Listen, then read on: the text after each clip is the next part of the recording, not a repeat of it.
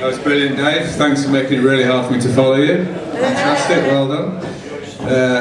But I have got a backup for in case I tell crap jokes tonight, and so you don't actually have to laugh. You don't feel obliged because I've got this.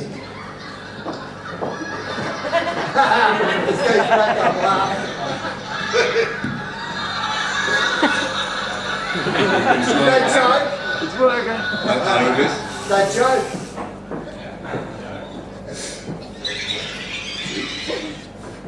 So, the holiday season is upon us. Is anybody actually going on holiday? Good move, well done. One person, bad move. It's actually more stressful going on holiday than sort of doing the things that are stressful. Yeah, it's true. It's true. It doesn't seem to matter what happens. Like, you can be like, you know, your flight could be like 5 p.m. at the Gold Coast, but you've always got to be up at 3 a.m, haven't you? Like that, bolt upright. Come on, get up! We're going to miss the bloody plane! Come on, hurry up! Like that. Doesn't seem to matter. And like, you'll be going, shit, where was I? I don't know, but I'm not here. You're missing the plane. Yeah, and I remember that as a kid. I distinctly remember that. Waking up in the dead of night, but your mum's already awake, and she's doing everything all at once. She's like the cat in the hat on that sort of crazy cleaning machine. There's like that, doing everything like all at once, doing the packing, getting the kettle on, you know, traveller's checks, credit card, visas, everything, foreign money, except all in a bad mood. I don't know. And the rest of us are sort of wandering around the house like that, like zombies, like that. Oh God, bumping into things. This dad zombie there with his cup of Nescafe. Oh, yeah. But why? Why do all zombies have limps? Because it doesn't really make sense if you think about it, because like not all human beings have limps prior to getting bitten by a zombie, but afterwards they all do. They've all got limps. It just makes no logical sense to me. But I did come up with one theory, and that is that the people who get the zombie virus first are, for some genetic reason, are dwarves. And they therefore bit the people of normal height on the leg down there, which causes people to limp later on. But I just realised it's a bit kind of politically incorrect to say that we're the normal height. Like, I mean, you know, if there was a big crowd of dwarves out there, they'd be all looking at me going, oh, well, he's vertically challenged, isn't he? Look at him. And then there'd be like the mum zombie, the mum dwarf, going, oh, look at him. Oh, it's rude to stare, isn't it? Isn't it rude to stare? Then he goes, mind you, his head is rather small, isn't it? And he does have very long, spindly fingers. But the only thing that seemed to get my dad going was the threat of the taxi arriving, and the meter would be running for like 5 minutes outside. Then it all of a sudden would be there. Right, God, come on, let's go now. Bloody hell, the taxi's coming. The taxi's coming. The taxi's coming. And then he'd go run around the house doing inexplicable things. He'd be like switching lights on and off, on, off, in some kind of inexplicable safety precautionary thing that I never really understood. On, off, on, off. On, off. He'd do it with the gas cooker. It's the only time I've ever seen him use the gas cooker. He'd go on, off, safe, on, unsafe, off, safe.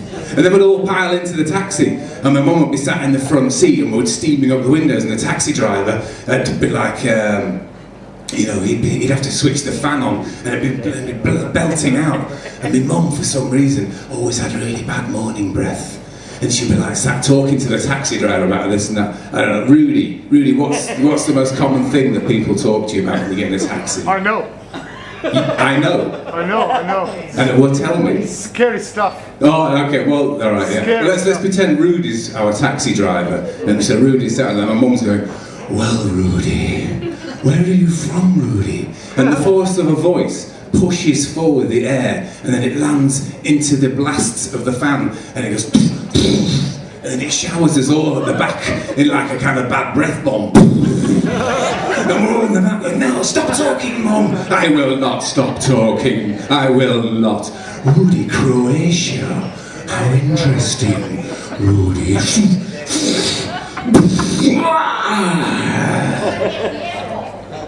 And then we get to the airport, then we go on holiday. And we always used to go on holiday to the Isle of Man, which is a little island off the coast of England.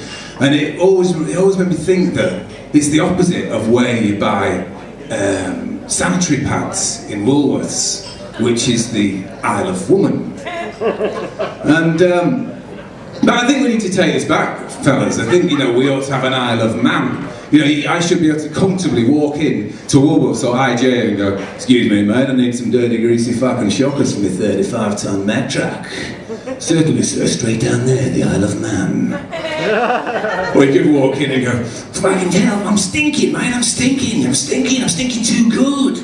I don't need deodorant. Have you got any deodorant? Right. Certainly, sir, straight down there, there's a new line from Lynx, Repulsion and Revulsion, the Isle of Man. Or my hair's too nice and too greasy. I don't want shampoo, I just want fucking poo. Certainly, sir, straight down there, the Isle of Man. Have you got runny poo? It's trying to make it look greasy.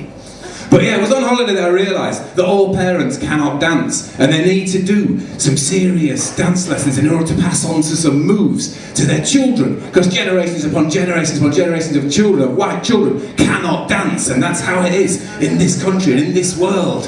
I can remember we were in this old school ballroom, and it was kind of all velvet curtains and dusty and shabby, and it's like a smattering of people, a little bit of cigarette smoke and a really crap band, and my mum's up there, dancing with my grandma, doing a waltz like that, doing a waltz with grandma. It's not a lesbian thing, by the way, but and then she stops, and then the band starts up, and now it's time for some disco. Come on, yeah, everybody dance. And my mum gets up and she's doing some dancing. She's doing the mum dance like that, foot in, foot out. And she's got that nice, I'm having a nice time on holiday, smile, and then, yeah.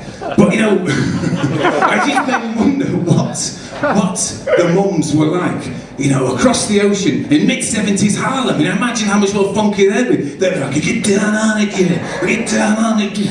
And as a little boy, he'd be looking at me going, Mum, you're one funky mama, Mum, you are. And then he'd feel that dancing gene just go bang into your legs, and then you could dance forever really, really well. You see, we don't just have the moves, they were never passed down to us. My poor sad son Leo, he's 6 now, he's 7, and he loves to dance, but he's crap. And he'll come over to me and he'll go like, oh, Dad, what do you think of this move, Dad? Like that, and I don't know. And then he does this one where he goes like this.